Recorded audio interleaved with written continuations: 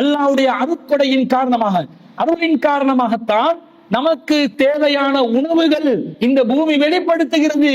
காரணம், வறண்டு போன பூமிக்கு தண்ணீர் புகட்டக்கூடிய மழைதான் என்று அல்லாஹ் சொல்கிறான். அடுத்ததாக அன்பிற்குரியவர்களே, இந்த மலையை பத்தி அல்லாஹ் சொல்லும் போது பலவிதமான அதிசயங்கள் அல்லாஹ் திருக்குர்ஆன்ல சொல்கிறான். எப்படி அல்லாஹ் சொல்றான் பாருங்க. அது இன்னும் சொல்ல போனால் அல்லாஹ்வுடைய ஒரு அத்தாட்சியாக, அல்லாஹ் தான் இருக்கிறான் என்பதை நிறுவக்கூடிய ஒரு சான்றாக இந்த மலையை வைத்திருப்பதை நாங்கள் பார்க்கிறோம். அல்லாஹ் திருக்குர்ஆன்ல 15வது அத்தியாயத்துல 22வது வசனத்தில் அல்லாஹ் சொல்கிறான்,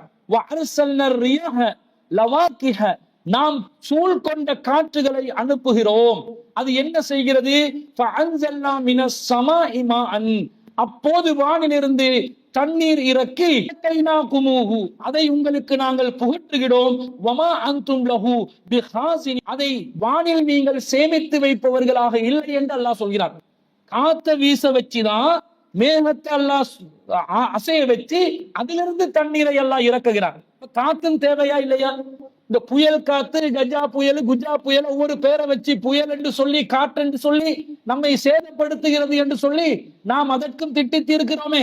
இந்த காற்று சராசரியான அளவில் இல்லாவிட்டால் வானத்திலிருந்து தண்ணி இறங்காது. காத்தும் தேவையா இல்லையா? வீடெல்லாம் கூடெல்லாம் பறந்து போகுது என்று சொல்லி காத்த திட்டலாமா? திட்ட முடியாது. அப்ப காற்று இருந்தால் தான் மேக அசைவுகள், மேக அசைவு இருந்தால் வானத்திலிருந்து தண்ணீர் என்று அல்லாஹ் சொல்வதை பார்க்கிறோம்.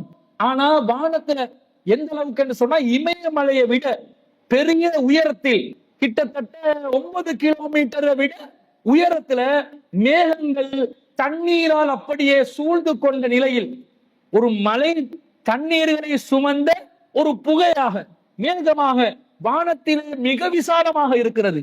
அதிலே ஏற்படுகின்ற ஒரு விதமான வைப்ரேஷன், அசைவு, ஒரு விதமான அதிர்வின் காரணமாகத்தான் என்ன செய்யப்படுகிறது? தண்ணீர் இறக்கப்படுகிறது.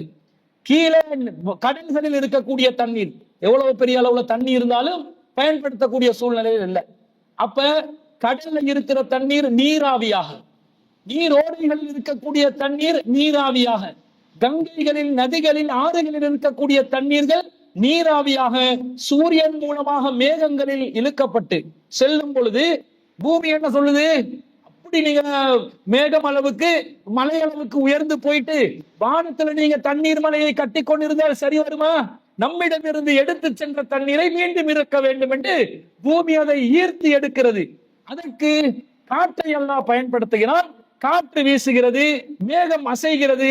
அந்த மலையளவு உயரமான மேகங்கள், மிக பலமான மேகங்கள், ஒரு பிளைட்டே அதை ஊடுருவி சென்றாலும் மிகப்பெரிய அளவில் டன் கணக்கில் பாரமாக நிறையாக இருக்கக்கூடிய ஒரு விமானம் கூட அசைகின்ற அளவிற்கு ஒரு பலம் வாய்ந்த மேகங்கள் இருந்து தண்ணீரை இறக்குது என்று சொன்னா, இது முழுக்க அல்லாத அத்தாட்சியா இல்லையா? அத்தாட்சியாக நடக்கக்கூடியது என்றது அல்லாஹ் சொல்கிறான். 7வது அத்தியாயத்தில் 57வது வசனத்துல, அல்லாஹ் தான் தன் காற்றை சுபசேவனத்துக்கு, புஸ்ராவுக்கு, நற்செய்திக்கு சான்றாக அல்லாஹ் அனுப்புகிறான். தன்னுடைய ரஹ்மத்தின் மூலமாக, கருணையின் மூலமாக. இதா அக்கல்லத் ஸஹாபன் சிகாலன், அது என்ன செய்கிறது? மிக கனமான மேகங்களை உருவாக்குகிறது. சுகுனாஹு பிபலதின் மையித்தின், அந்த தண்ணீர் தான் இறந்து போன ஊர்களுக்கு அல்லாஹ் தஆலா புகட்டுகிறான். வறண்ட பூமிகளை, வறண்ட காலத்துல, கோடை காலத்துல என்ன சொல்லுவான்? மழை வேணும், மழை வேணும், மழை வேணும் வேண்டுவான். அந்த நேரத்துல மழையில பெருமதி விளங்குமா இல்லையா? விவசாயிகள் உணர்வார்களா இல்லையா? இப்ப ஒரு 2 வாரத்துக்கு முன்னாடி கூட அடிச்ச சூடுக்கு எல்லாரும் என்ன கேட்டாங்க? மழை பெய்யாதோ என்று கேட்டாங்க. மழை இறக்கி விட்டா மழை நிக்காதேன்னு கேட்கிறான். என்ன பண்ண? மனுஷன் நிலைமை இப்படிதான் இருக்கும். ஆனா அல்லாஹ் என்ன சொல்கிறான்? பலதின் மையத்தின், பலதின் மையத்தின், இறந்த ஊர்களுக்கு அல்லாஹ் என்ன செய்கிறான்? வானத்திலிருந்து தண்ணீரை இறக்கி, அல்லாஹ் தஆலா தண்ணீரை இறக்கி, அதிலிருந்து அனைத்து வகையான கனிகளையும் அல்லாஹ் வெளிப்படுத்துகிறான். சுப்ஹானல்லாஹ். அல்லாஹ்வுடைய அருட்கொடையின் காரணமாக, அருளின் காரணமாகத்தான் நமக்கு தேவையான உணவுகள் இந்த பூமி வெளிப்படுத்துகிறது.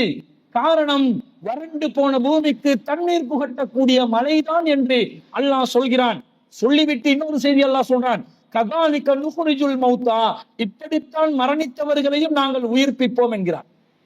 அல்லாஹ் தஆலா சொல்கிறான், நீங்க மௌத்தா போயிட்டு இருக்கிறீங்களே, ஒரு வறண்ட பூமி மழை தண்ணீர் மூலமாக எப்படி செழிப்பாக மாறுகிறதோ அப்படிதான் மரணித்த நீங்களும் உயிர்ப்பிக்கப்படுவீர்கள். நீங்கள் மரணித்து மக்கி போனாலும், மண்ணோடு மண்ணாக ஆனாலும், நீங்கள் வறண்ட நிலைக்கு சென்றாலும் மீண்டும் நீரூட்டி உங்களை உயிர்ப்பிக்கக்கூடிய நிலை நமக்கு ஏற்படுத்தலாம். அதற்கு ஆற்றல் உள்ளவன் என்று அல்லாஹ் சொல்லி லஅல்லகும் ததக்கரூன், இது நீங்கள் படிப்பினை பெறுவதற்காக நாம் சொல்லுகின்ற அறிவுரை என்று அல்லாஹ் சொல்வதை பார்க்கிறோம்.